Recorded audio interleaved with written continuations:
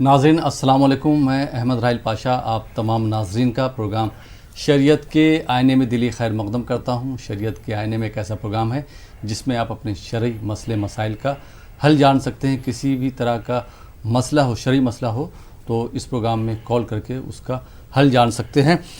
آپ کے سوالوں کے جوابات دینے کے لیے اور ہم سے گفتگو کرنے کے لیے ہمارے اسٹوڈیو میں تشریف فرما ہے مفتی سید مصباح الدین نقشبندی صاحب۔ مصباح صاحب آپ کا خیر مقدم ہے ہمارے اسٹوڈیو میں۔ اور ناظرین آپ بھی اگر اس پروگرام کا حصہ بننا چاہ رہے ہیں تو دیے ہوئے نمبرات پر کال کر سکتے ہیں۔ نمبرات لگاتار اسکرول ہو رہے ہیں۔ ایک بات کا خیال رکھیے گا کہ جب بھی آپ ہم سے اپنا سوال پوچھیں اس وقت اپنی ٹی وی کی آواز بند کر دیجیے گا۔ جب آپ کا سوال مکمل ہو جائے تو اس کے بعد اپنی ٹی وی کی آواز آپ بڑھا سکتے ہیں۔ جی مفتی صاحب، آج میں چاہوں گا اپنے ناظرین کی طرف سے کہ سجدہ سہو کیا ہے اور کیوں واجب ہو جاتا ہے اس کے بارے میں وضاحت کے ساتھ بیان فرمائیں۔ بسم اللہ الرحمن الرحیم، الحمد للہ رب العالمین والصلاة والسلام علی حبیبہ سید الانبیاء واشرف المرسلین وعلی آلہ الطیبین الطاہرین واصحابہ الاکرمین الافضلین وعلی من احبہم وتبعہم باحسان اجمعین الی یوم الدین، اما بعد۔ ناظرین کرام، اللہ سبحانہ وتعالی نے اپنے بندوں کو اپنی عبادت کا حکم دیا اور ان کی تخلیق کے مقصد کو بیان کرتے ہوئے ارشاد فرمایا وَمَا خَلَقْتُ الْجِنَّ وَالْإِنسَ إِلَّا لِيَعْبُدُونَ، اور میں نے انسان اور جنات کو صرف اپنی عبادت کے لیے پیدا کیا۔ تو ہماری تخلیق کا مقصد، ہمارے پیدا کیے جانے کا مقصد رب تبارک و تعالیٰ کی عبادت، اس کی بندگی ہے۔ تو اللہ تعالیٰ نے ہم کو مختلف طریقوں سے اپنے دربار میں رجوع ہونے کا حکم دیا۔ ایک طریقہ ان میں سے نماز کا ہے۔ بندہ نماز کے ذریعے سے اللہ سبحانہ و تعالیٰ کی عبادت کرتا ہے، اس کے دربار میں رجوع ہوتا ہے، اس کے قرب کو حاصل کرتا ہے۔ نماز کا حکم قرآن مجید میں اللہ تعالیٰ نے دیا ہے اور حضور اکرم صلی اللہ علیہ وسلم نے نماز پڑھنے کا طریقہ بیان فرمایا۔ نماز کیسے پڑھنی چاہیے، اس کے ادا کرنے کا کیا طریقہ ہوتا ہے۔ اب یہاں پر ایک بات جو ہمارے ساتھ پیش آتی ہے وہ یہ ہوتی ہے کہ نماز میں سہو واقع ہو جاتا ہے۔ یہ سہو کیا ہے؟ بھول کر کوئی غلطی نماز میں آتی ہے۔ یہ سہو نماز کے اندر جو آتا ہے اس کی وجوہات کیا ہے؟ تو حضور اکرم صلی اللہ علیہ وسلم نے اس کی وجوہات میں یہ بات بیان فرمائی ہے کہ بندہ نماز کے ذریعے سے اللہ سبحانہ و تعالیٰ کے دربار میں حاضر ہوتا ہے، اللہ تعالیٰ کا وہ قرب حاصل کرتا ہے۔ تو شیطان ایسے وقت آ کر اس کو وسوسوں کے ذریعے سے بھٹکاتا ہے۔ اللہ سبحانہ و تعالیٰ کی طرف چونکہ اس کا دھیان ہوتا ہے تو رب تبارک و تعالیٰ سے اس کے تعلق کو منقطع کرنا چاہتا ہے، وہاں سے اس کے دھیان کو ہٹانا چاہتا ہے۔ مختلف وساوس کے ذریعے سے وہ اس کو الجھنوں میں ڈالتا ہے، جس کی وجہ سے نماز کے اندر اس کو سہو واقع ہو جاتا ہے۔ تو سہو جب آتا ہے تو ایسی صورت میں حضور صلی اللہ علیہ وسلم نے یہ طریقہ بتلایا ہے کہ اخیر میں سجدہ سہو کر لے۔ سجدہ سہو کا مطلب یہ ہے کہ نماز میں بھول کر کوئی غلطی ہو جاتی ہے تو اخیر نماز میں جب بندہ قاعدہ اخیرہ میں ہوتا ہے تو ایک طرف سلام پھیر کر دو سجدے کرتا ہے، یعنی التحیات مکمل پڑھنے کے بعد التحیات للہ والصلوات والطیبات یہاں سے شروع کر کے عبدہ ورسولہ تک مکمل التحیات پڑھنے کے بعد سیدھی طرف سلام پھیرتا ہے اور دو سجدے کرتا ہے۔ دو سجدے کرنے کے بعد پھر اثر نو التحیات پڑھے، درود ابراہیم پڑھے، دعائے معصورہ پڑھ کے دونوں جانب سلام پھیر کے نماز کو مکمل کرے۔ تو اب یہاں ہوتا یہ ہے کہ یہ جو سہو جو ہوتا ہے نماز کے اندر، یہ شیطان کے وسوسوں کی وجہ سے ہوتا ہے، اس کی شرارت کی وجہ سے ہوتا ہے۔ تو حضور صلی اللہ علیہ وسلم نے سجدہ سہو کے ذریعے سے جو نماز کے اندر نقص پیدا ہوا ہے، سہو کے ذریعے سے اس نقص کو دور کیا جاتا ہے۔ تو سجدہ سہو کرنے کا حکم دیا گیا۔ جب بندہ سجدہ سہو کرتا ہے تو شیطان اپنے اوپر مٹی ڈالتا ہے، وہ پریشان ہوتا ہے اور کہتا ہے کہ ہائے میری ہلاکت، ابن آدم کو سجدے کا حکم دیا گیا، اس نے سجدہ کیا، رب کے دربار میں اپنا ماتھا ٹیکا ہے، مجھے سجدے کا حکم دیا گیا تھا، میں نافرمانی کیا، جس کی وجہ سے اللہ تعالیٰ کے دربار سے مجھ کو دھتکارا گیا اور میں اللہ سبحانہ و تعالیٰ کے دربار سے دور ہو گیا۔ تو یہ وجوہات ہے جس کی وجہ سے نماز کے اندر سہو آتا ہے۔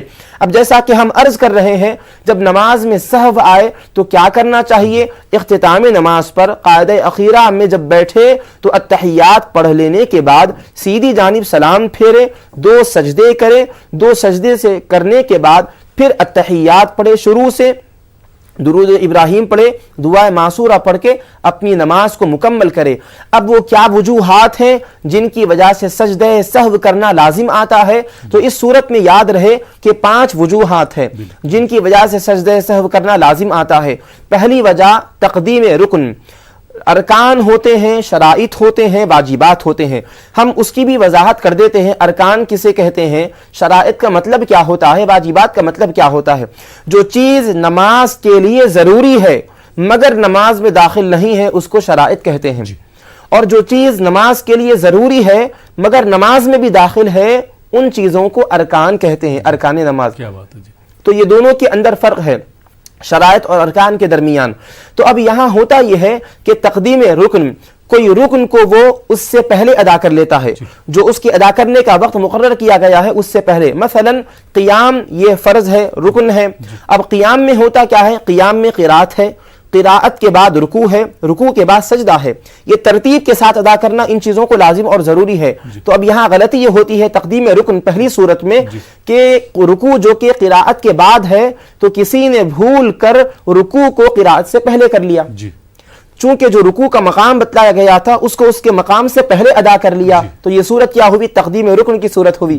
تو اس صورت میں سجدہ سہو کرنا اس کے لیے لازم ہو جاتا ہے. یہ پہلی صورت ہوئی 5 صورتوں میں سے. دوسری صورت یہ ہے کہ تاخیر رکن, کسی رکن کی ادائیگی میں تاخیر کر لے. مثلا دوسری رکعت, اگر 4 رکعت والی نماز ہو یا 3 رکعت والی نماز ہو تو 2 رکعت کے بعد قاعدہ اولا کیا جاتا ہے. تو قاعدہ اولا میں بتلایا یہ گیا کہ تشہد پڑھنے کے بعد تیسری رکعت کے لیے کھڑا ہو جائے. کہ کسی نے بھول کر تشہد کے بعد اتنی دیر بیٹھ گیا کہ تیسری رکعت کے لیے تاخیر ہو گئی. اب دیر کا مطلب کیا ہے, کتنی دیر بیٹھنے پر تاخیر سمجھی جائے گی؟ تو اس سلسلے میں بتلایا گیا کہ التحیات کے بعد اگر وہ درود ابراہیم شروع کر دے, درود ابراہیم میں اللہم صلی علی محمد اتنے کلمات کو پڑھ لے تو تاخیر کہلائے گی. پڑھنا ہی ضروری نہیں ہے, بغیر پڑھے کہ اتنی دیر اگر وہ توقف کرے تیسری رکعت کے لیے کھڑا نہ ہو تب بھی تاخیر کہلائے گی. ایسی صورت میں اس کو سجدہ سہو کرنا پڑے گا جس کی وجہ سے جو نماز میں نقص آیا ہے وہ نقص کو دور کیا جا سکے. یہ 2 وجوہات ہوئی 5 وجوہات میں, ایک تقدیم رکن, ایک تاخیر رکن. اب تیسری وجہ یہ ہے کہ تکرار رکن, کسی رکن کو ڈبل ادا کرے. مثلا ایک رکعت میں 1 رکوع ہے اور 1 رکعت میں 2 سجدے ہیں. رکوع بھی رکن ہے, سجدہ بھی رکن ہے. تو کسی نے بھول کر ایک رکوع کے بجائے 2 رکوع کر لیے ہوں یا 2 سجدوں کے بجائے 3 سجدے کر لیے ہوں تو ایسی صورت میں اس کو کرنا کیا ہوگا؟ چونکہ اس نے رکن کی تکرار کی ہے تو تکرار رکن کی وجہ سے بھی اس پر سجدہ سہو لازم آ جاتا ہے. یہ تیسری وجہ ہوئی. چوتھی وجہ یہ ہے ترک واجب, وہ واجب کو ترک کر دے. نماز کے اندر جو واجبات بتلائے گئے ہیں 12 واجبات ہیں. ان واجبات میں ایک واجب سورہ فاتحہ کی تلاوت ہے, ایک واجب قاعدہ اولا ہے. 3 رکعت والی نماز میں یا 4 رکعت والی نماز میں ابتدائی دونوں رکعتوں کے بعد بیٹھنے کو قاعدہ اولا کہتے ہیں.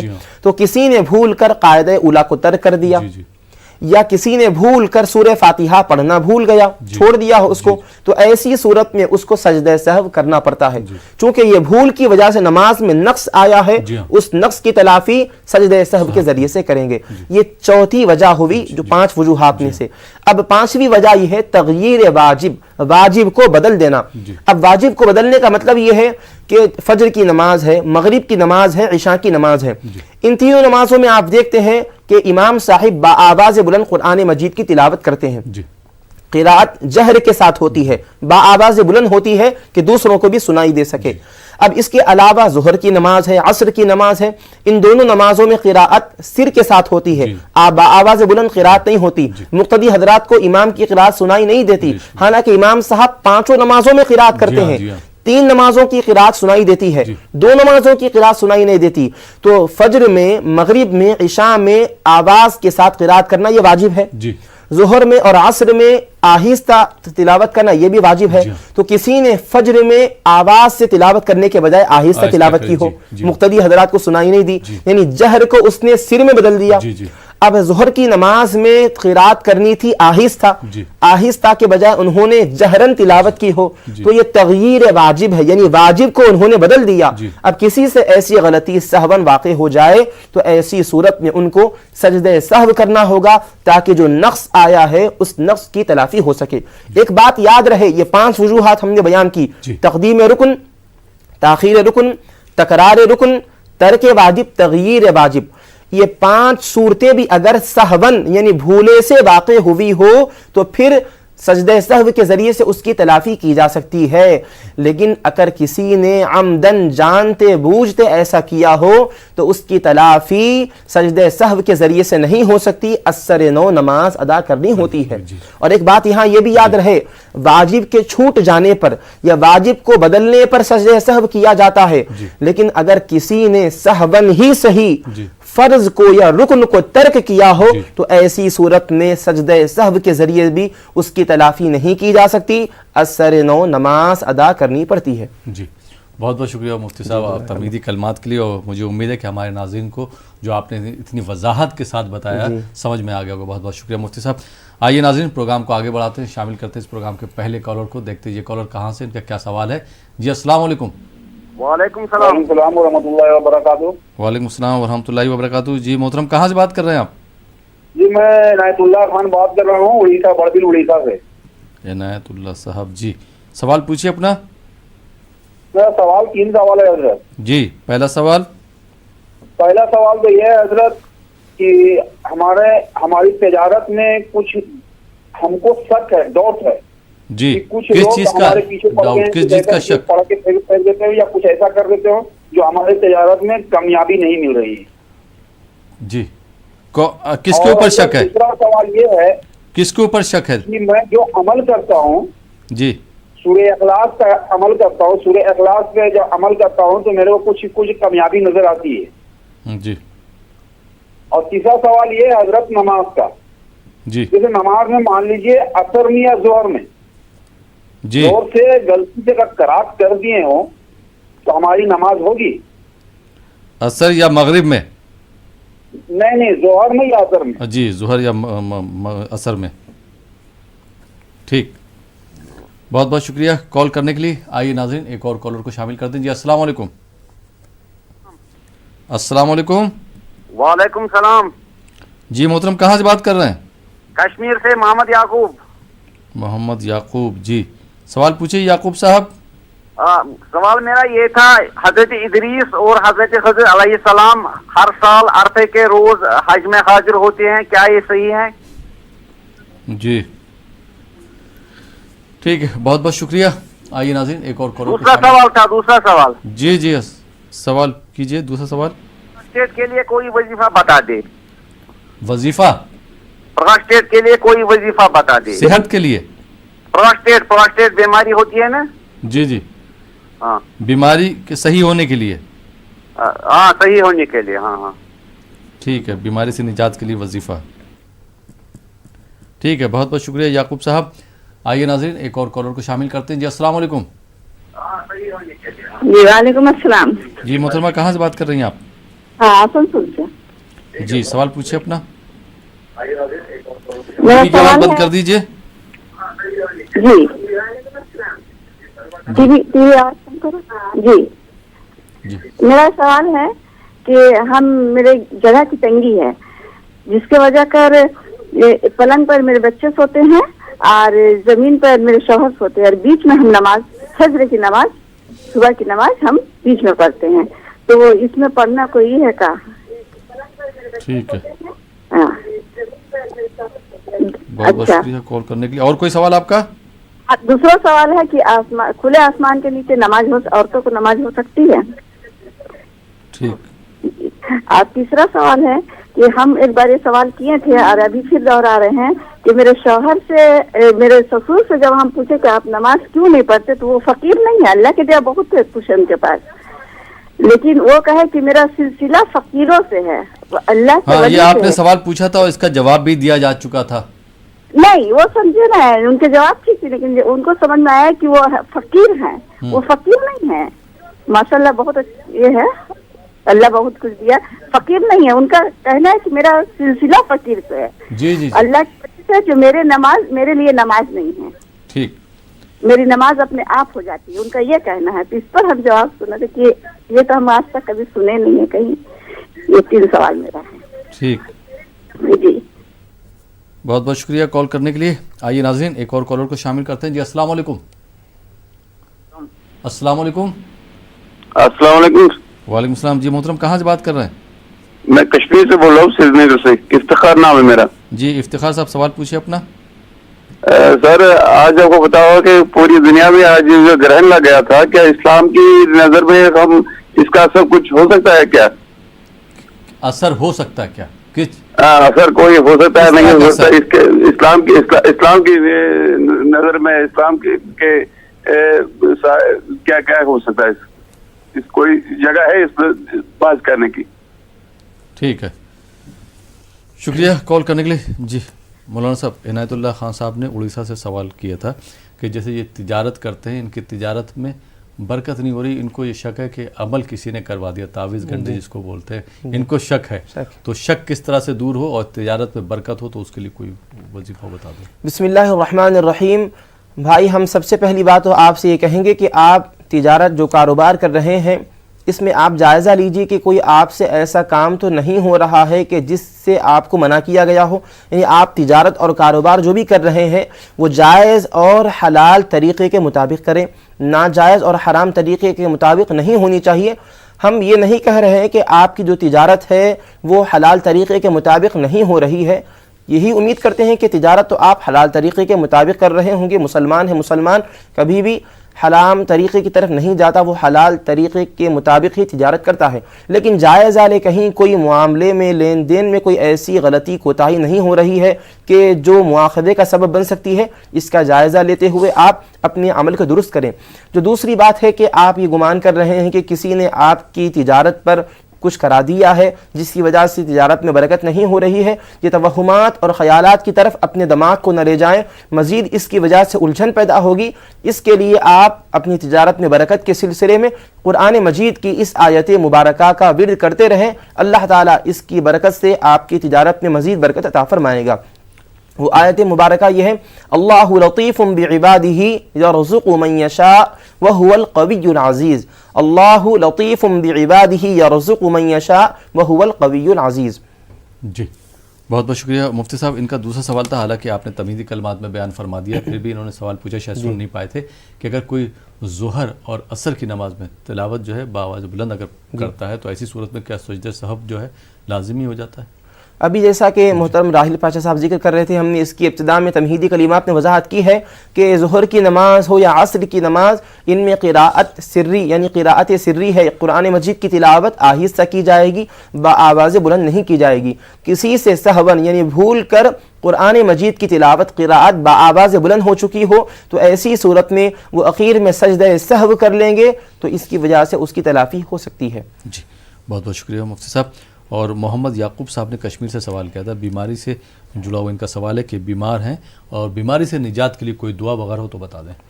आप इस सिलसिले में इस दुआ को कसरत के साथ पढ़ते रहें, जब भी नमाज से फारिग हों अपनी मज़ीद दुआओं में इस दुआ को भी शामिल कर लें। अल्लाहुम्मा इन्नी अस्अलुकल अफ़्व वल आफ़ियह वल मुआफ़ात अद-दाइमता फ़िद दुनिया वल आखिरह। अल्लाहुम्मा इन्नी अस्अलुकल अफ़्व वल आफ़ियह वल मुआफ़ात अद-दाइमता फ़िद दुनिया वल आखिरह। इसकी बरकत से अल्लाह ताला आपको सेहत और शिफा अता फरमाएगा इंशाअल्लाह। बहुत बहुत शुक्रिया मुफ्ती साहब। नाजरीन, आप देख रहे हैं प्रोग्राम शरीयत के आईने में। वक्त हो चला यहाँ पर एक छोटे से ब्रेक का। ब्रेक के बाद आपकी खिदमत में फिर हाजिर होंगे। आप देखते रहिए हमारे ये लाइव फ़ोन इन प्रोग्राम शरीयत के आईने में। नाजरीन, ब्रेक के बाद एक बार फिर आपका खैर मकदम है। आप देख रहे हैं हमारे ख़ास लाइव फ़ोन इन प्रोग्राम शरीयत के आईने में और आपके सवालों के जवाब दे रहे हैं मशहूर और मारूफ आलिम दीन मुफ्ती सैयद मिसबाहुद्दीन नक्शबंदी साहब। मुफ्ती साहब, एक बार फिर आपका खैर मकदम ब्रेक के बाद। और ब्रेक से पहले जो ब्रेक पे जाने से पहले जो सवाल थे उनके जवाब ले लेते हैं। आसनसोल से मोहतरमा ने सवाल किया था कि जैसे घर में तंगी है, घर इनका जो है छोटा है, तो पलंग पे जो है बच्चे सोते हैं, शौहर साहब जो है वो नीचे सोते हैं बिस्तर पे, बीच में जो जगह रहती है उसमें वो नमाज़ पढ़ती, तो ऐसी सूरत में क्या नमाज़ पढ़ना सही है वहाँ पे? जी بسم اللہ الرحمن الرحیم. دائیں بائیں اگر کوئی سو رہے ہوں، آرام کر رہے ہوں، درمیان میں جو جگہ ہے وہ بالکل پاک اور صاف ہے جہاں پر اطمینان کے ساتھ نماز ادا کی جا سکتی ہے، تو اس میں کوئی حرج نہیں ہے، وہاں پر نماز ادا کی جا سکتی. جی، اور ان کا دوسرا سوال تھا کہ کھلے آسمان کے نیچے کیا خواتین نماز پڑھ سکتی ہیں؟ کھلے آسمان کے نیچے نماز پڑھنے میں بھی کوئی حرج اور ممانعت نہیں ہے. جی، بہت بہت شکریہ. ان کا تیسرا اور آخری سوال تھا، حالانکہ اس سے پہلے سوال کیا تھا اس کا جواب بھی دیا جا چکا تھا، لیکن یہ شاید سمجھ نہیں پائی تھی. ان کے سسر صاحب جو ہیں وہ گھر میں سب کو بولتے ہیں کہ آپ کو عبادت کرنا چاہیے، نماز پڑھنا چاہیے، لیکن خود نماز نہیں پڑھتے ہیں. ان کا یہ کہنا ہے کہ میرا سلسلہ جو ہے فقیری سے ہے، تو ہمارے اوپر نماز جو ہے فرض نہیں ہے. یہ اس کی وجہ سے یہ لوگ پریشان ہیں، تو انہوں نے پوچھنا چاہا کہ یہ بات کا درست ہے؟ یہ بات بالکل غلط ہے. حقیقت سے اس کا کوئی رشتہ اور تعلق نہیں ہے. کوئی بھی مسلمان ہو، مرد ہو یا عورت، وہ مسلمان بالغ اور عاقل ہے، مرد ہے یا عورت ہے، تو اللہ تعالیٰ نے اس پر نماز فرض فرمائی ہے. جب ایک مرتبہ نماز فرض ہو جاتی ہے اور وہ یہ کہہ رہا ہے کہ مجھ پر نماز فرض نہیں ہے، یہ غلط بات ہے. کسی کا تعلق فقیری سے ہو یا امیری سے ہو، کوئی بھی سلسلہ کیوں نہ ہو، یہ ان کی غلط بات ہے، جہالت ہے جس کی وجہ سے وہ یہ بات کہہ رہے ہیں. کسی سلسلے میں بھی ایسی بات نہیں ہے جہاں یہ کہا جا سکے کہ نماز ہم پر فرض نہیں ہے. نماز اللہ تعالیٰ نے فرض کی ہے، مسلمانوں پر، مرد حضرات پر بھی فرض کی گئی ہے، عورتوں پر بھی نماز فرض کی گئی ہے. بچے جب بالغ ہو جاتے ہیں ان پر بھی نماز فرض کی گئی ہے. وہ انتقال تک، مرے تک نماز فرض رہتی ہے. فقیر ہو، امیر ہو، غریب ہو، بادشاہ ہو، مسکین ہو، رعایا ہو، محتاج ہو، تنگ دست ہو، کسی بھی حالت میں کیوں نہ ہو، لیکن نماز معاف نہیں ہے. نماز ادا کرنی چاہیے، بہت اچھی بات ہے. دوسروں کو تو آپ نماز کی طرف توجہ دلاتے ہیں، ان کو متوجہ کرتے ہیں، آپ بھی خود نماز ادا کریں. آپ کا جو یہ کہنا ہے کہ میرا تعلق فقیری سے ہے، مجھ پر نماز فرض نہیں ہے، یہ بڑی آپ کی غلط فہمی ہے، جہالت کی بات ہے. اس غلط فہمی کو اور جہالت کو دور کریں اور خود بھی آپ نمازوں کا اہتمام کریں، نمازیں ادا کریں. جی، بہت بہت شکریہ مفتی صاحب. آئیے ناظرین کچھ اور کالر کو شامل کرتے ہیں. جی السلام علیکم. السلام علیکم. وعلیکم السلام. جی محترمہ کہاں سے بات کر رہی ہیں آپ؟ جی ہم کشمیر سے جناب. جی بھائی سوال پوچھیے اپنا. سر مولانا صاحب سے پوچھنا تھا، جو تاجر لوگ ہیں وہ جناب بینکوں کے ساتھ وہ لین دین کا کام کرتے ہیں، انٹرسٹ پر پیسے لیتے ہیں اور وہاں سے بھی انٹرسٹ کماتے ہیں، وہ کس حد تک جائز ہے جناب؟ بس یہی جاننا چاہتے تھے. جو تاجر لوگ جو ہیں جو پیسے وغیرہ لیتے ہیں، لون پہ لیتے ہیں، سود پر لیتے ہیں، جی جی جی سر، ان کے ساتھ تجارت کرنا کیسا ہے؟ وہ جو تجارت کرتے ہیں وہ کس حد تک صحیح ہے؟ ٹھیک ہے. وہ مسلم لوگ کی بات کر رہے ہیں آپ؟ جی ٹھیک. آئیے ناظرین ایک اور کالر کو شامل کرتے ہیں. جی السلام علیکم. السلام علیکم. وعلیکم السلام. جی محترمہ کہاں سے بات کر رہی ہیں آپ؟ میں ناز بانو بات کر رہی ہوں کرناٹکا سے. جی سوال پوچھیے. میرے 3 سوال تھے حضرت. جی. پہلا سوال یہ تھا کہ ہم رہائشی گھر میں جو ہے ابھی اس کو بندانا چاہتے ہیں پر رکاوٹیں آ رہی ہیں، اس کے لیے کچھ وظیفہ بتائیے. اور ایک بات تھی کہ ہمارا خالی جگہ ہے وہاں پہ گھر بنانا چاہیے یا پھر ہم جو رہائشی گھر ہے اسے کھول کے بنانا چاہیے؟ خالی جگہ جو ہے وہاں پہ آپ پوچھنا چاہ رہی ہیں وہاں پہ گھر بنا سکتے ہیں یا نہیں بنا سکتے ہیں؟ ابھی جب ہم کنفیوز ہے کہ خالی جگہ پہ گھر بنائے یہاں یا پھر ہمارے رہائشی گھر کو پھر سے نیا بنانا چاہے. تو خالی جو جگہ ہے وہ بھی آپ کی ہے؟ خالی جگہ وہ بھی ہمارے پاپا کی ہے. میرے خیال سے آپ نے اس سے پہلے بھی یہ سوال کیا تھا، اس کا جواب بھی دیا جا چکا تھا. تو پھر نہیں، وہ میں ہمیں لائن کٹ ہو گئی تھی تو کلیئرلی نہیں پتا چلا تھا. ٹھیک. بہت بہت شکریہ کال کرنے کے لیے کرناٹکا سے. آئیے ناظرین ایک اور کالر کو شامل کرتے ہیں. جی السلام علیکم. السلام علیکم. وعلیکم السلام. جی محترم کہاں سے بات کر رہے ہیں آپ؟ اس وقت کر رہا ہوں کشمیر سے. سوال پوچھیے اپنا. جی سوال اس طریقے سے ہے کہ میں مولوی صاحب سے پوچھنا چاہتا ہوں کہ جو انسان کسی کو سحر کرتا ہے یہ تو ایک شیطانی خیال ہے، تو اب اگر یہ کرنے والا جو ہوتا ہے یا کرانے والا، شریعت کے آئین میں ان کو کیا سزا ہو سکتی ہے؟ اگر وہ مسلمان ہو کیا وہ مسلمان رہتے ہیں یا منافق ہو جاتے ہیں؟ ٹھیک. بہت بہت شکریہ کال کرنے کے لیے. جی مفتی صاحب کشمیر سے بھائی نے سوال کیا تھا کہ جو تاجر لوگ ہوتے ہیں، مسلم کی بات کر رہے ہیں، تو وہ دوسروں کے ساتھ جو لین دین کرتے ہیں، لون لیتے ہیں، اس پر مطلب سود لیتے ہیں اور سود دیتے بھی ہیں، تو ایسے لوگوں کے ساتھ تجارت کرنا صحیح ہے یا نہیں صحیح ہے؟ بسم اللہ الرحمن الرحیم. ایسے لوگوں کے ساتھ تجارت کرنا جو کہ سودی معاملات کرتے ہیں، سودی لین دین میں وہ اپنے آپ کو ملوث اور مصروف رکھتے ہیں، تو ایسے لوگوں کے ساتھ دوری اختیار کرنا ہی بہتر ہے تاکہ ان کی بری صحبت سے بچتے ہوئے آپ اپنے آپ کو سیدھی راستے پر ڈال سکیں. کیونکہ سود کا لینا ہو یا دینا ہو، یہ دونوں بھی شریعت اسلامیہ میں ناجائز اور حرام ہے. اس کی حرمت کے بارے میں اللہ تعالیٰ نے قرآن مجید میں بیان فرمایا. سود لینا بھی حرام، اس کا دینا بھی حرام، اور سودی معاملات میں گواہ بننا یہ بھی حرام اور ناجائز ہے. اور سودی معاملات کو اس کی جو فائلیں ہوتی ہیں ان کو لکھنا یہ بھی ناجائز ہے. ان کاموں سے دور رہنا چاہیے. اور جو لوگ ایسے کاموں میں اپنے آپ کو مصروف رہتے ہیں، ایسے لوگوں سے بھی دوری اختیار کی جائے تاکہ ان کی بری صحبت کا اثر آپ پر نہ پڑ سکے، اور آپ ایسے لوگوں سے دور رہیں تاکہ ان کو بھی احساس ہو کر وہ بھی راہ راست پر آ سکیں. جی بہت بہت شکریہ. ناز بانو صاحبہ نے کرناٹکا سے سوال کیا تھا کہ جو ان کا رہائشی گھر ہے اس کو یہ لوگ پھر سے بنانا چاہ رہے ہیں لیکن بنا نہیں پا رہے ہیں، رکاوٹیں آ رہی ہیں، اور ایک جو ہے ان کے والد صاحب کی جگہ خالی ہے. تو ان کا یہ کہنا ہے یہ جو رہائشی مکان ہے اسی کو صحیح کروا لیں یا جو خالی جگہ پڑی ہوئی وہاں پہ گھر بنائیں. اب یہ معاملہ تو آپ کی اپنی سہولت پر ہے. اگر آپ کو سہولت اس بارے میں ہے کہ آپ جہاں پر خالی زمین ہے وہاں پر اثر نو گھر بنا سکتے ہیں، نیا سرے سے تعمیر کر سکتے ہیں، تو آپ اپنی سہولت سے وہاں گھر بنائیے.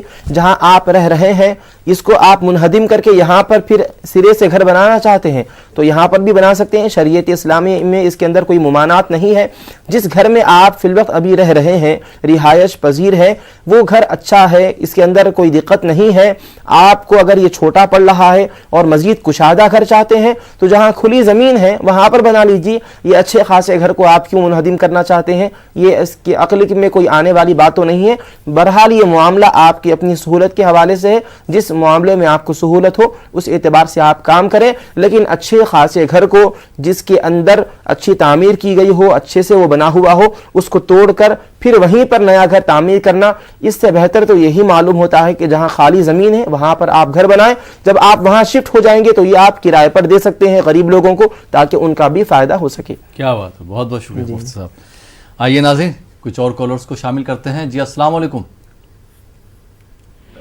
السلام علیکم. ہلو السلام علیکم. السلام خیریت صاحب. الحمدللہ. جی محترم کہاں سے بات کر رہے ہیں آپ؟ میری دعا ہے کہ پوری آپ کی ٹیم کی میری دعا ہے. بہت بہت شکریہ. بات کرو سر. جی ٹی وی کی آواز بند کر دیجئے. ٹی وی کی آواز بند کر دیجئے. آپ کی آواز ہم تک بہت کہاں سے بات کر رہے بھائی آپ؟ کوئی عبد السلام نام ہے میرا. جی سوال پوچھے اپنا. جی سوال یہ ہے صاحب، آج کے دور میں جیسا کہ امام صاحب لوگ جو نماز پڑھا رہے پھر انہوں پارٹ ٹائم میں کاروبار کر رہے ہیں، دعا پڑھنا، پیسے لینا، ایسا وغیرہ. نہیں، امام صاحب جو نماز پڑھاتے ہیں تو وہ کاروبار کر رہے ہیں. کاروبار کس طرح کا کر رہے ہیں؟ اس پہ کاروبار دعا وغیرہ پڑھا رہے ہیں، لوگوں کے عملیات میں کچھ کام کر رہے ہیں، پھر یہ ان کے پیچھے نماز پڑھنا یا نہیں پڑھنا. اچھا تعویذ وغیرہ کرواتے ہیں، عمل وغیرہ کرتے ہیں نا؟ ہاں جی جی پیسے لے کے کر رہے ہیں، ایسا ہے. ٹھیک. اور کوئی سوال آپ کا؟ نہیں بس یہی ہے سر. ٹھیک، بہت بہت شکریہ کال کرنے کے لیے. آئیے ناظرین ایک اور کالر کو شامل کرتے ہیں. جی السلام علیکم. ہلو السلام علیکم. وعلیکم السلام. جی محترمہ کہاں سے بات کر رہی ہیں آپ؟ میں مہاراشٹر سے بات کر رہی ہوں، احمد نگر سے. جی سوال پوچھیے اپنا. میرا ایک سوال ہے بھائی جان کہ جو بھی کام کرنے کو جاتے ہیں نا تو وہ کام پورا ہوتا نہیں، ادھورا ہی کام ہو جاتا.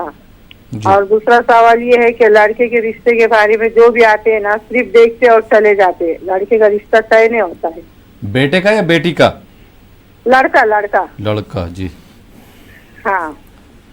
اور وہ شوگر اس کے ابا کی نہیں کہ شوگر کم زیادہ ہوتی ہے. دیکھو ٹھیک. تیسرا سوال یہ. جی بہت بہت شکریہ کال کرنے کے لیے. آئیے ناظرین ایک اور کالر کو شامل کرتے ہیں. جی السلام علیکم. السلام علیکم. ٹی وی کی آواز بند کر دیجئے. السلام علیکم. معذرت چاہوں گا آپ نے ٹی وی کی آواز بڑھا رکھی ہے. آئیے ناظرین ایک دوسرے کالر کو شامل کرتے ہیں اس پروگرام میں. جی السلام علیکم. وعلیکم السلام. جی محترم کہاں سے بات کر رہے ہیں آپ؟ احمد آباد سے. احمد آباد سے جی سوال پوچھیے. سوال پوچھنا تھا کہ یہ تعویذ وغیرہ جو مولانا بناتے ہیں اور وہ پیسہ لیتے ہو جائز ہے کہ ناجائز ہے؟ اور دوسرا دہیج لینا جائز ہے کہ ناجائز ہے؟ یہ 2 سوال کا جواب چاہیے مجھے. ٹھیک ہے. ایک چیز میں بھی پوچھنا چاہوں گا, آپ کی شادی ہوگی صاحب؟ جی. آپ نے جہیز لیا تھا کیا؟ نہیں میں تو نہیں لیا تھا, ہمارے زمانے میں نہیں تھا. جی ہاں ٹھیک ہے, بہت بہت شکریہ کال کرنے کے لیے. جی مفتی صاحب جوابات لے لیتے ہیں جلدی سے. ایک بھائی نے سوال کیا تھا اور ابھی انہوں نے احمد آباد سے سوال کیا. دونوں سوال ایک طرح کے ہیں کہ کچھ لوگ جو ہیں پیسے لے کے تعویذ وغیرہ دیتے ہیں, یہ کیا شرعاً درست ہے؟ بسم اللہ الرحمن الرحیم. دیکھیے اس میں 2 قسمیں بنتی ہیں. ایک تعویذ وہ ہوتی ہے جو شریعت اسلامیہ کے بتلائے ہوئے طریقے کے مطابق ہوتی ہے, اور ایک تعویذ دینا ایسا ہوتا ہے جو شریعت اسلامیہ کے بتلائے ہوئے طریقے کے خلاف ہوتا ہے. اگر تعویذ دے رہے ہیں جس کے اندر قرآن مجید کی آیات اور متبرک دعائیں وغیرہ لکھ کر دیتے ہیں تو اس کے دینے میں اور اس کے پہننے میں کوئی حرج اور ممانعت کی بات نہیں ہے, کیونکہ قرآن مجید کی آیات ہوتی ہیں حفاظت کے طور پر, ان کو استعمال کیا جا سکتا ہے. اور ایک تعویذ ایسی ہوتی ہے جو کہ غلط عمل جس کو کہتے ہیں, نامناسب عمل جو اسلام کے طریقے کے خلاف ہے, تو ایسے تعویذ کا دینا اور ایسی تعویذ کا لینا یہ بھی از روئے شریعت ناجائز اور نامناسب ہے. جی بہت بہت شکریہ مفتی صاحب. اور مہاراشٹر سے احمد نگر سے محترمہ نے سوال کیا تھا کہ ان کے کاروبار میں جو ہے رکاوٹیں آ رہی ہیں, وہ رکاوٹیں ختم ہو جائیں اس کے لیے کیا کریں, کوئی مشورہ ہو بتا دیں. بسم اللہ الرحمن الرحیم. دیکھیے پہلی بات تو جب بھی کاروبار کریں اسلام کے بتلائے ہوئے طریقے کے مطابق کریں. جو کاروبار اور تجارت کا طریقہ اسلام کے اندر بتلایا ہوا ہے احادیث مبارکہ کی روشنی میں فقہاء کرام نے بیان فرمایا ہے. آپ کسی مستند عالم کے پاس, اپنے محلے کے, آپ مسجد کے امام صاحب کے پاس جا کر وہ طریقے معلوم کر لیں. ویسے تو بہت سی کتابیں بھی تباہ ہو کر منظر عام پر آ چکی ہیں جن کے اندر جائز اور حلال طریقے تجارت کے سلسلے میں وضاحت کی گئی ہے. تو جائز اور حلال طریقے سے آپ تجارت کریں گے تو یہ اللہ سبحانہ و تعالیٰ کی رضا اور اس کی خوشنودی کا سبب بنے گا. جب اللہ تعالیٰ اس کے حبیب صلی اللہ علیہ وسلم کے بتلائے ہوئے طریقے کے مطابق تجارت اور کاروبار ہوگی تو بے شک اللہ تعالیٰ اس میں برکت عطا فرمائے گا. آپ سے بھی ہم کہتے ہیں اور اپنے دیگر ناظرین سے بھی کہتے ہیں جو تجارت اور کاروبار میں ہیں وہ اپنی تجارت اور کاروبار کو اسلام کے بتلائے ہوئے طریقے کے مطابق لائیں. جی بہت بہت شکریہ مفتی صاحب. اور ان کا جو دوسرا سوال تھا کہ ان کے بیٹے کے رشتے آتے ہیں لیکن طے نہیں ہو پاتے ہیں, کیا کریں, پریشان ہیں. اس سلسلے میں ان دونوں آیات مبارکات کی تلاوت کریں. ہر فرض نماز کے بعد تلاوت کا معمول بنائیں. جس لڑکے کے لیے بھی رشتہ مطلوب ہے آپ اس لڑکے سے کہیں کہ وہ ان آیات مبارکہ کی تلاوت کرے. پہلی آیت مبارکہ یہ ہے وَمِن كُلِّ شَيْءٍ خَلَقْنَا زَوْجَيْنِ وَمِن كُلِّ شَيْءٍ خَلَقْنَا زَوْجَيْنِ. اس آیت مبارکہ کو 11 مرتبہ پڑھنے کے لیے کہیے اور اول آخر 3 مرتبہ درود شریف بھی ضرور پڑھیے. دوسری آیت مبارکہ 20ویں پارے میں موجود ہے رب انی لما انزلت الی من خیر فقیر. رب انی لما انزلت الی من خیر فقیر. اس آیت مبارکہ کو بھی 11 مرتبہ پڑھیں اور اول آخر 3 مرتبہ درود شریف پڑھیں. اللہ تعالیٰ بہترین رشتے اور مناسب رشتے عطا فرمائے گا. جی بہت بہت شکریہ. ان کا تیسرا اور آخری سوال تھا کہ ان کے شوہر کو جو ہے شوگر کی پرابلم ہے, کم زیادہ ہوتا رہتا ہے تو پریشان ہے. جی اس سلسلے میں جب بھی وہ کسی چیز کو کھائیں اور کوئی بھی چیز جب بھی پئیں تو دیگر جو مسنون دعائیں بتلائی گئی ہیں ان دعاؤں کے ساتھ قرآن مجید کی اس آیت مبارکہ کو بھی ضرور پڑھ لیا کریں. وَهَذَا مِلْحٌ اُجَاج وَهَذَا مِلْحٌ اُجَاج. اس کی برکت سے ان کی شوگر نارمل رہے گی انشاءاللہ. بہت بہت شکریہ مفتی صاحب. ناظرین آپ دیکھ رہے ہیں پروگرام شریعت کے آئینے میں. وقت ہو چلا یہاں پر ایک چھوٹے سے بریک کا. بریک کے بعد آپ کی خدمت پھر حاضر ہوں گے. آپ دیکھتے رہیے پروگرام شریعت کے آئینے میں. ناظرین بریک کے بعد ایک بار پھر آپ کا خیر مقدم ہے. آپ دیکھ رہے ہیں ہمارا یہ لائیو فون ان پروگرام شریعت کے آئینے میں اور آپ کے سوالوں کے جوابات دے رہے ہیں مفتی سید مصباح الدین نقشبندی صاحب. مفتی صاحب ایک بار پھر آپ کا خیر مقدم ہے بریک کے بعد. اور بریک کے بعد کچھ اور کالرز کو شامل کرتے ہیں. جی السلام علیکم. السلام علیکم. السلام علیکم سر, میں فردوس احمد جموں کشمیر سے بول رہا ہوں. فردوس احمد جی سوال پوچھیے فردوس صاحب. سر میرا سوال یہ ہے کہ جب ہم سفر پہ نکلتے ہیں تو سفر میں کتنا میل سفر طے کر کے جو ہے وہ نماز ہماری आ जाती है, हमारी नमाज जो कसर आ जाती है। कई लोग जो है वो 72 मील का इशारा देते हैं, कई लोग जो है वो 70 किलोमीटर का इशारा देते हैं, और कई लोग जो है 80 किलोमीटर का कहते हैं। मुफ्ती साहब से गुजारिश है कि हमें थोड़ा इस बात बारे में क्लियर कीजिएगा कि कितना मील जो हमें सफर करके हमारी कसर आ जाती है। ठीक है, बहुत बहुत शुक्रिया कॉल करने के लिए। जी आइए नाज़रीन, एक और कॉलर को शामिल करते हैं। जी अस्सलाम वालेकुम। अस्सलाम वालेकुम। वालेकुम सलाम। जी मोहतरम, कहाँ से बात कर रहे हैं? बेंगलोर से, कर्नाटक से। अस्सलाम वालेकुम। वालेकुम सलाम। जी सवाल पूछिए अपना। मैं रफीक अहमद बेंगलोर से। जी सवाल पूछिए। वो कारोबार थोड़ा कम चल रहा है, उसलिए कोई वजीफा कुछ दुआ यहाँ हमारे भाई के दुकान में। ठीक, चांदी सोने के पॉलिश करते हैं वो। ठीक, बहुत बहुत शुक्रिया कॉल करने के लिए रफीक साहब। आइए नाज़रीन, एक और कॉलर को शामिल करते हैं। जी अस्सलाम वालेकुम। अस्सलाम वालेकुम। वालेकुम सलाम। जी मोहतरम, कहाँ से बात कर रहे हैं आप? जी मैं सिरों से बात कर रहा हूँ। जी सवाल पूछिए। अस्सलाम वालेकुम। वालेकुम सलाम। जी मोहतरम, आवाज़ आ रही, सवाल पूछिए अपना। जी मैं मुझे सारी बात ये पूछना था कि हम सिरे बारिश है ना वो तो जी है यहाँ पर। सवाल आपका समझ में नहीं आया मुफ्ती साहब? आपके सवाल समझ में आया? जी सवाल आपका समझ में नहीं आया, क्या पूछना चाह रहा है? सिरे में सर बहुत होती है, क्या हम जुराबे भी मसा कर सकते हैं? जुराब होता है, जुराबा साक उसके ऊपर मसा कर सकते हैं हम? ठीक ठीक, जी जी, बहुत बहुत शुक्रिया कॉल करने के लिए। जी मुफ्ती साहब, जो पहले के सवाल थे वो ब्रेक पे जाने से पहले वो मैं पूछना चाहूँगा कि इफ्तिखार साहब ने श्रीनगर से सवाल किया था कि इस्लाम में सूरज ग्रहण की क्या अहमियत है और क्यों होता है, और इसमें जो नमाज पढ़ते हैं नमाज कुसूफ उसकी क्या अहमियत है? बिस्मिल्लाहिर्रहमानिर्रहीम।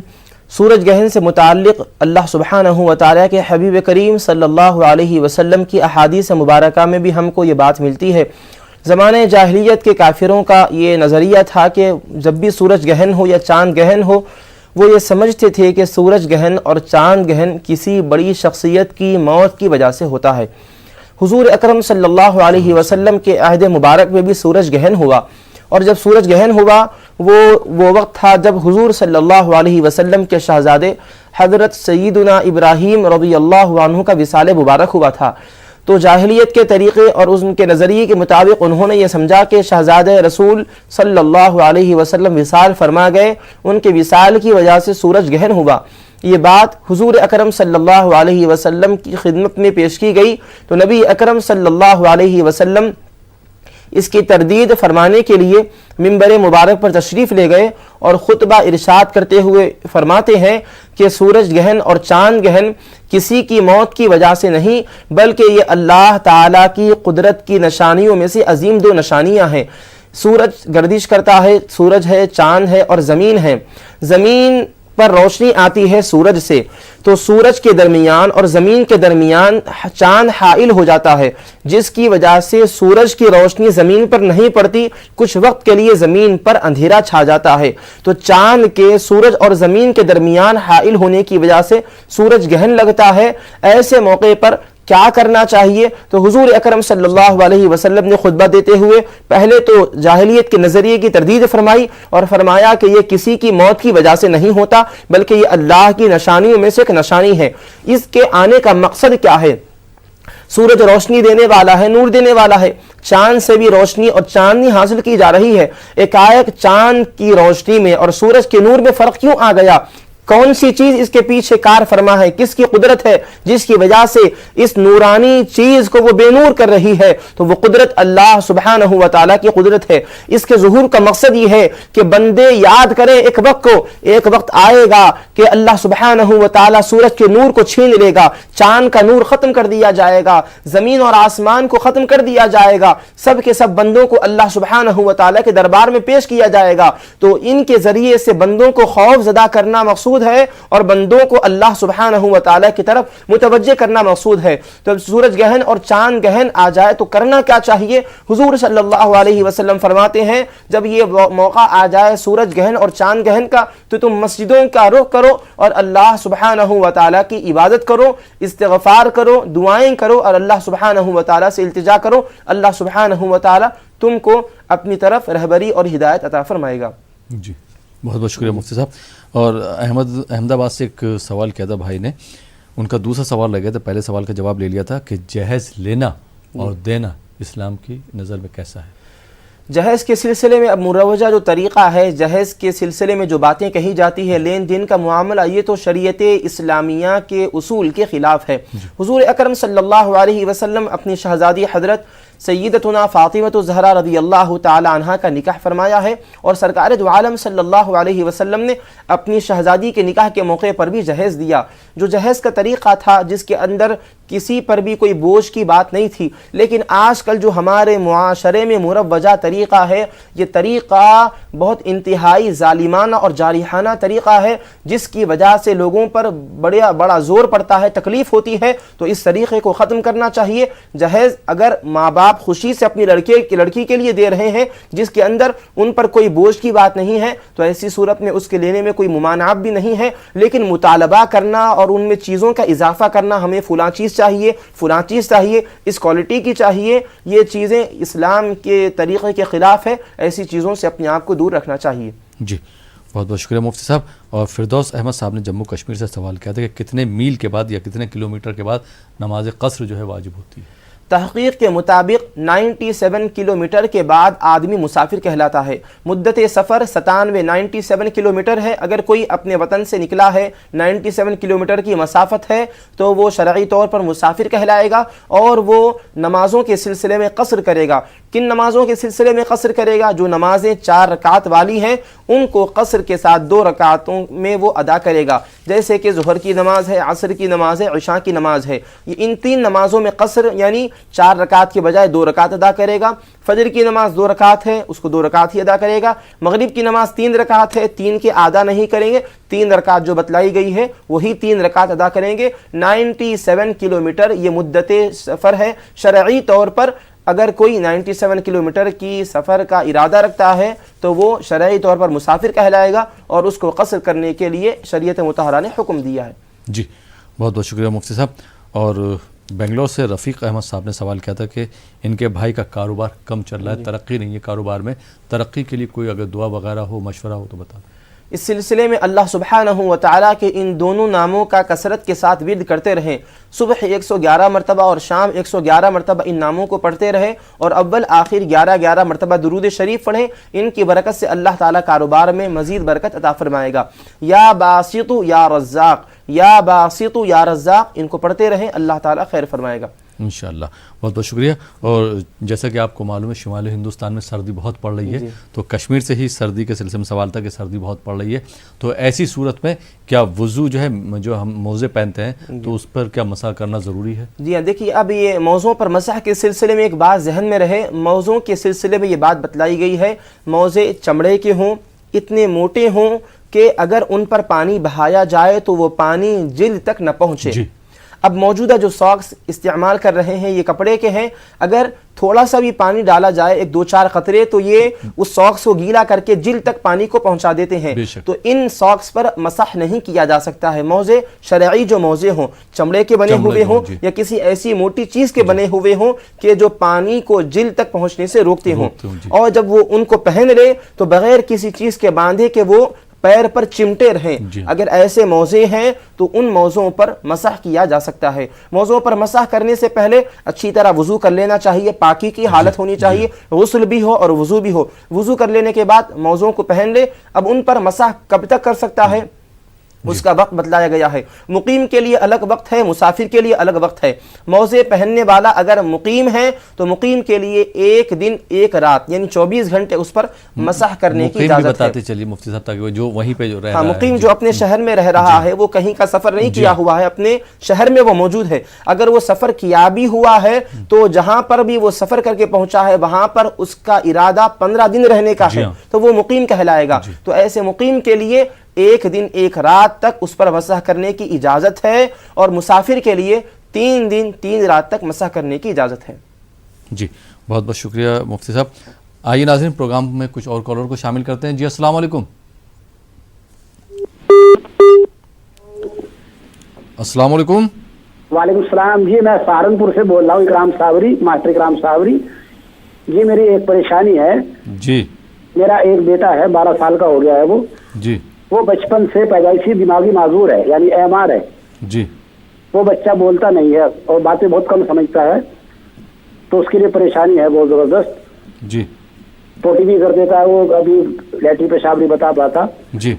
تو اس کے لیے کوئی دعا بتا دیجیے اس کی، تاکہ وہ شفایاب ہو جائے۔ ٹھیک ہے، میں اس کی وجہ سے بہت زیادہ پریشان ہوں، مہربانی ہوگی آپ کی۔ السلام علیکم۔ وعلیکم السلام۔ آئیے ناظرین ایک اور کالر کو شامل کرتے ہیں۔ جی السلام علیکم۔ السلام علیکم جی محترم، کہاں سے بات کر رہے ہیں آپ؟ کشمیر سے بات کر رہے ہیں۔ سوال کیجیے اپنا۔ سر ہمارا سوال ہے، ہمارا ایک بھائی ہے، اس کے رشتے میں کوئی رکاوٹ آتی ہے۔ کیا ہو رہا ہے؟ اس کے رشتے میں کوئی رکاوٹ آتی ہے جی۔ ہاں، اس کے لیے مولانا صاحب سے پھر دعائیں جاننا چاہتے ہیں۔ ٹھیک، ہاں جی، بہت بہت شکریہ کال کرنے کے لیے۔ آئیے ناظرین ایک اور کالر کو شامل کرتے ہیں۔ جی السلام علیکم۔ السلام علیکم ورحمۃ اللہ وبرکاتہ۔ جی محترم، کہاں سے بات کر رہے ہیں آپ؟ میں جموں کشمیر کے صوبوں سے بات کر رہا ہوں۔ جی تھوڑا زور سے بات کریں گے؟ ہاں زور سے بات کر رہے ہیں۔ جی سوال پوچھیں اپنا۔ ہاں میرا سوال یہ ہے، میرے 4 لڑکیاں ہیں، بیٹا ہے کہ میرے سوال کیا کرنا چاہ رہے ہیں؟ تھوڑا زور سے بات کریں گے، آپ کی آواز ہم تک نہیں پہنچ رہی ہے۔ میری 4 بیٹیاں ہیں۔ جی۔ ہاں ایک لڑکا ہے، میرے کوئی جگہ نہیں ہے، اس کے لیے کوئی مولانا صاحب سے دعا کریے۔ ان کی آواز تو نہیں آ رہی۔ آئیے ناظرین ایک دوسرے کالر کو شامل کرتے ہیں۔ جی السلام علیکم۔ وعلیکم السلام ورحمۃ اللہ۔ جی بھائی کہاں سے بات کر رہے ہیں آپ؟ جی میں کشمیر سے بول رہا ہوں، محمد شفیع۔ محمد شفیع صاحب جی۔ جی حضرت اس طرح سے ہے، ایک بندہ ایک سرکاری نوکری کرتا ہے جی جی، تو وہ دفتر میں مطلب کوئی کام ہو، کچھ ہو، کوئی 10 روپیہ 20 روپیہ 50 روپیہ یا 1000 روپیہ لیتا ہے رشوت۔ جی۔ بعد میں وہ توبہ کرتا ہے، لیکن اس کو یہ پتہ نہیں ہے کہ میں نے کن کن سے یہ پیسے لیے ہیں۔ جی۔ اب اس کو اس کی تلافی کے لیے کیا کرنا ہوگا کہ اللہ اسے معاف فرمائے؟ ٹھیک ہے، حضرت اس سوال کا جواب دے۔ ٹھیک، بہت بہت شکریہ شفیع صاحب۔ آئیے ناظرین ایک اور کالر کو شامل کرتے ہیں۔ جی السلام علیکم۔ وعلیکم السلام۔ جی محترمہ کہاں سے بات کر رہی ہیں آپ؟ میں شکیلہ علی گڑھ سے بول رہی ہوں۔ جی شکیلہ صاحبہ سوال پوچھے اپنا۔ میرا سوال یہ ہے، جیسے کوئی انسان ختم ہو جاتا ہے، اس کی میت کو لے جاتے ہیں، اس کے بعد میں کچھ عورتیں ہمارے ہاں کھڑے ہو کر اور وہ پڑھتی ہیں، جنم کرسی جنم نور، میرا کلمہ نبی رسول، میری منزل بڑی دور، مجھے جانا ہے ضرور۔ تو یہ کیا صحیح ہے یا غلط ہے؟ میت کے جانے کے بعد، جنازہ جانے کے بعد گھر سے؟ ہاں گھر سے جیسے جنازہ نکل جاتا ہے اس کو لے جاتے ہیں، لے جانے کے بعد میں اجتماعی طور پہ جیسے عورتیں 10-20 اکٹھی ہو کے اور کھڑے ہو کے ان دعاؤں کو پڑھتی ہیں۔ اچھا جی، تو وہ کیسا ہے، میں یہ پوچھنا چاہ رہی تھی۔ ٹھیک، بہت بہت شکریہ کال کرنے کے لیے۔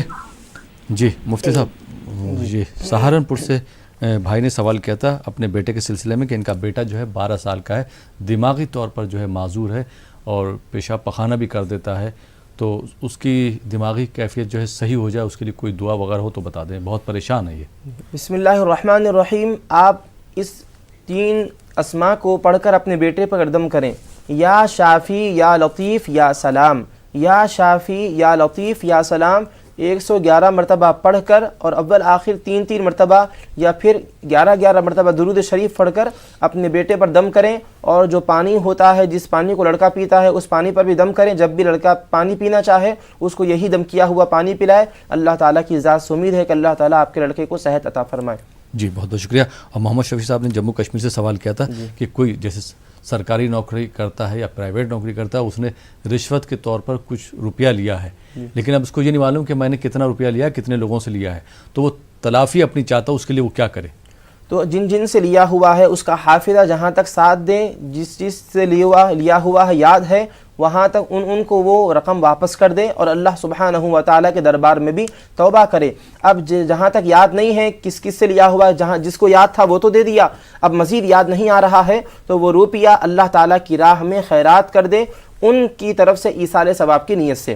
اگر میں یہ خیرات کر رہا ہوں، جن سے بھی لیا ہوں، اس کا ثواب اللہ تعالیٰ ان کو پہنچائے اور اللہ تعالیٰ کے دربار میں صدق دل سے توبہ کرے اور آئندہ اس طرح رشوت نہ لینے کا عزم کرے، مکمل مضبوط ارادہ کرے۔ اور اگر وہ لوگ مل جائیں جن سے آپ نے رشوت لی ہوئی تھی، وہ لوگ مل جائیں تو پھر آپ وہ پیسے جتنی بھی رقم تھی ان کو واپس کر دیں اور پھر اللہ تعالیٰ کے دربار میں توبہ کریں۔ جو پہلے آپ نے صدقہ کیا ہوا تھا وہ رقم آپ کی طرف سے صدقہ سمجھی جائے گی اور اللہ تعالیٰ اس کا ثواب آپ کو عطا فرمائے گا، ثواب آپ کے اکاؤنٹ میں منتقل ہو جائے گا۔ جی بہت بہت شکریہ مفتی صاحب۔ اور شکیلہ صاحبہ نے علی گڑھ سے سوال کیا تھا، ان کا یہ پوچھنا تھا کہ جیسے گھر سے جب جنازہ چلا جاتا ہے تو وہاں پہ خواتین کھڑے ہو کے کچھ پڑھتی ہیں، تو یہ کیا ایسا کرنا جو ہے وہ جائز ہے؟